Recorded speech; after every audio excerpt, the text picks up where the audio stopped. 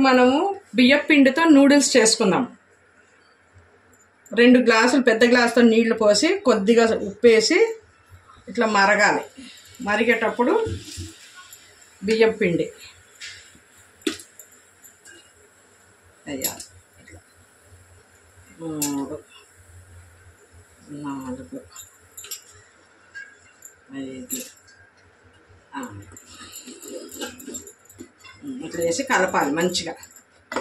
ఇంకా వాటర్ ఇంకా కొద్దిగా ఇంకొకటి సరే మంచిగా ఉడకాలి చిన్న మంట మీద. పెట్టినమే ఉడికిన తర్వాత ఇట్లనే ఉంచేసి కొంచెం మూత పెట్టి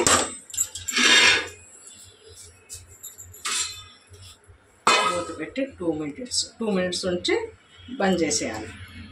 ఇప్పుడు మనం ఉడకపెట్టిన పిండినంతా ఇట్లా బండ మీద వేసుకొని కొంచెం నీళ్ళ తడి చేసి కొద్ది వేడివేడిగా ఉన్నప్పుడే కొంచెం అట్లా పిసుక్కుంటూ చెయ్యి వేడిగా అనిపిస్తే మళ్ళీ నీళ్ళలో చేయి పెట్టుకొని మళ్ళీ పిసుక్కోవాలి.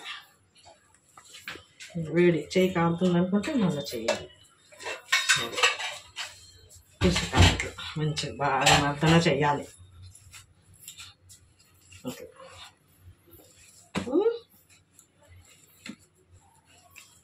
కట్ చేయి. ఇది ఇట్లా మంచిగా మెత్తగా వెన్న పూసలాగా అవుతుంది. ఇది ఇట్లా ముద్ద.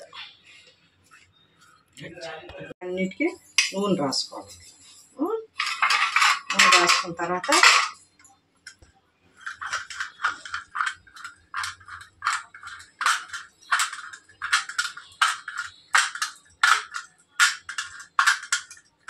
మంచిగా కట్టుకోవాలి.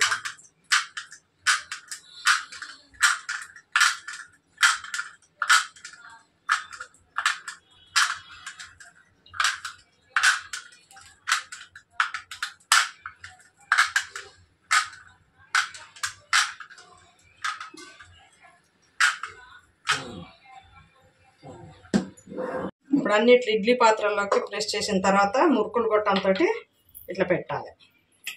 ఇట్లా పెట్టి ఇడ్లీ పాత్రలో పెట్టి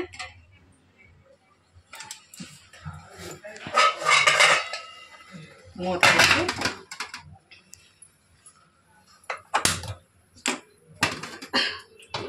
ఒక 15 నిమిషాలు ఉడకాలి.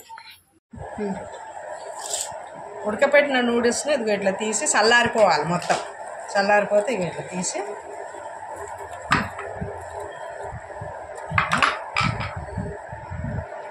విడ తీసుకోవాలి. ఇట్లా ఒకటి ఇట్లా పొడవుగా వస్తుంది మంచిగా.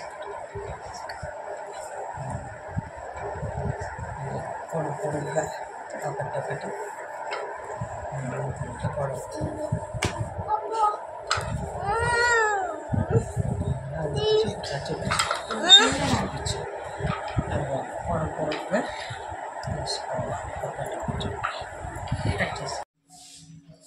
నూడిల్స్ని ఇప్పుడు మనం తాలింపు వేసుకున్నాం. అందుకు పెద్ద కడాయి పెట్టుకొని 3 స్పూన్లు నూనె వేసుకున్నాం. నూనె వేడెక్కినాక ముందు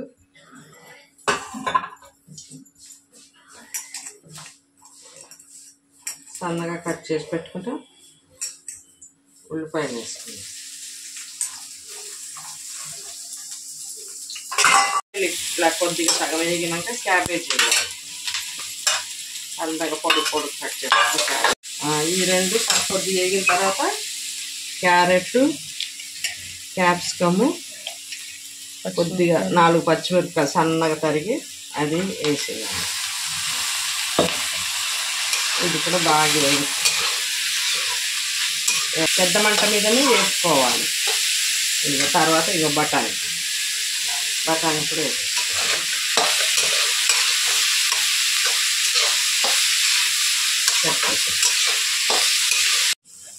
ఇప్పుడు మంచిగా వేగింది.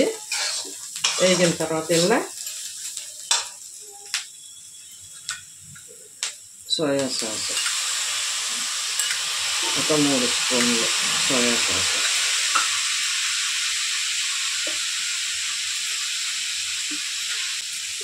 చిల్లీ సాస్ ఒక 3 స్పూన్లు, గ్రీన్ చిల్లీ సాస్,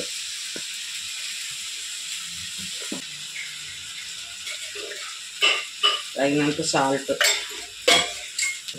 కారం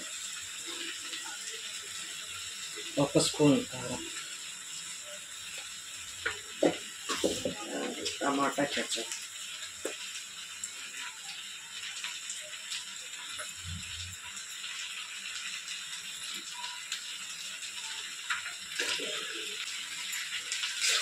బాగా కలిపేయాలి. కలిపిన తర్వాత ఇప్పుడు నూడిల్స్ మనం చేసి పెట్టుకున్నాం కదా ఉడకపెట్టి ఆ నూడిల్స్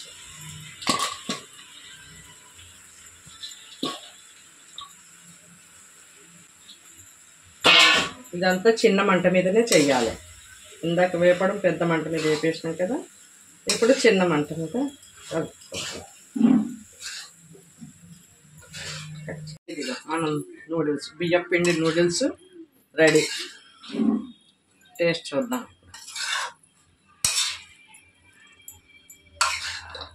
చూపించు.